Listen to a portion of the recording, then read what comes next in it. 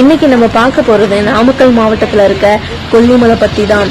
முற்காலத்துல சித்தர்கள் இந்த மலையில தவம் செஞ்சப்போ அசுரர்கள் அவங்களுக்கு பயங்கர தொந்தரவு கொடுத்திருக்காங்க. அவங்கள வதம் செய்யறதுக்காக தேவர்கள் ஒரு அழகான பெண் சிலையை உருவாக்குறாங்க.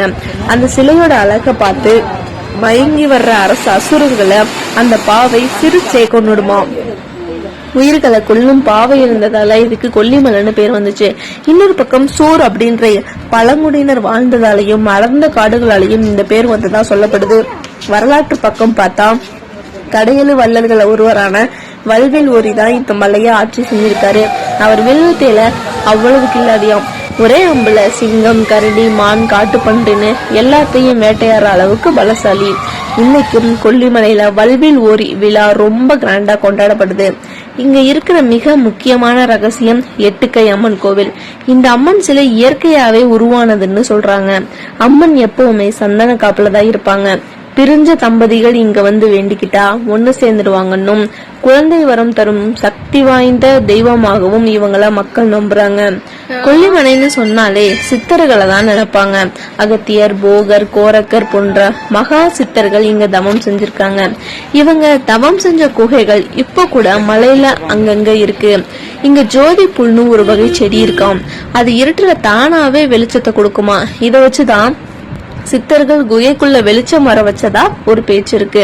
இன்னைக்கும் சித்தர்கள் கண்ணுக்கு தெரியாம அரூபமா இங்க வாழ்றதா மக்கள் நம்புறாங்க. அடுத்தது பாத்தீங்கன்னா ஆகாய கங்கை. சுமார் 300 அடி உயரத்துல இருந்து கொட்டுற இந்த அருவி 1000 படிகள் கீழே இறங்கி போற மாதிரி இருக்கும். இது வெறும் தண்ணி இல்ல, வழியில இருக்கிற பல ஆயிரம் அபூர்வ மூலிகைகளோட சாறு கலந்து வர்றதால இதுல குளிச்சா எல்லா நோயும் குணமாகும்னு சொல்றாங்க. கொல்லிமலை மூலிகைகளின் ராணினே அழைக்கப்படுது. இங்க கிடைக்கிற தேன் மற்றும் மூலிகைகளுக்கு தனி மவுசு இருக்கு.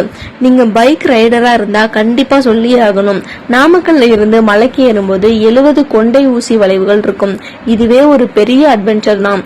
மேல போயிட்டு சீக்குப்பாறை வியூ பாயிண்ட்ல இருந்து பார்த்தா அந்த வளைவுகள் எல்லாம் அவ்வளவு அழகா தெரியும்.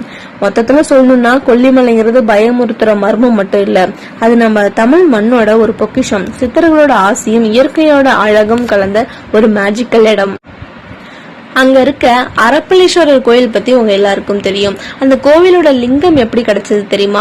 ஒரு விவசாயி நிலத்தை உழுதுட்டு இருக்கும் போது எதிர்பாராத விதமா ஏர் கலப்பப்பட்டு லிங்கத்துல இருந்து ரத்தம் வந்துச்சாம். இன்னைக்கு கூட அந்த லிங்கத்துல ஒரு சின்ன தழும்பு வெட்டுக்காயம் இருக்கிறதா பூசாரிகள் சொல்றாங்க.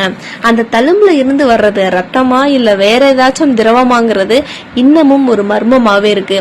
அரப்பளீஸ்வரர் கோவில்ல இருந்து ராசிபுரத்துல இருக்கிற சிவன் கோயிலுக்கு ஒரு நிலத்தடி ரகசிய பாதை இருக்கிறதா ஒரு நம்பிக்கை இருக்கு. அந்த பாதையில சித்தர்கள் நடமாட்டம் இன்னமும் இருக்கிறதாகவும், ரொம்ப ஆழமான அந்த பாதைக்குள்ள போறவங்க யாரும் திரும்ப வர்றது இல்லையாவும் ஒரு பேச்சு அடிப்படுது. இது உண்மையா இல்ல இது வெறும் புராண கதையாங்கிறது யாருக்கும் தெரியாது. அடுத்தது பாத்தீங்கன்னா சித்தர்கள்னாலே ரசவாதம் தானே. கொல்லிமலையில இருக்கிற குகைகள்ல இன்னமும் சித்தர்கள் கண்ணுக்கு தெரியாம தவம் செஞ்சுட்டு இருக்காங்கன்னும், அவங்க கிட்ட இரும்ப தங்கமாக்குற ரகசிய கலை இருக்குன்னும் ஒரு ஐதீகம் இருக்கு. அதனாலேயே காடு முழுக்க ஏதோ ஒரு புதையில தேடுற மாதிரி பல பேர் அலையறதை இன்னமும் பார்க்க முடியுது.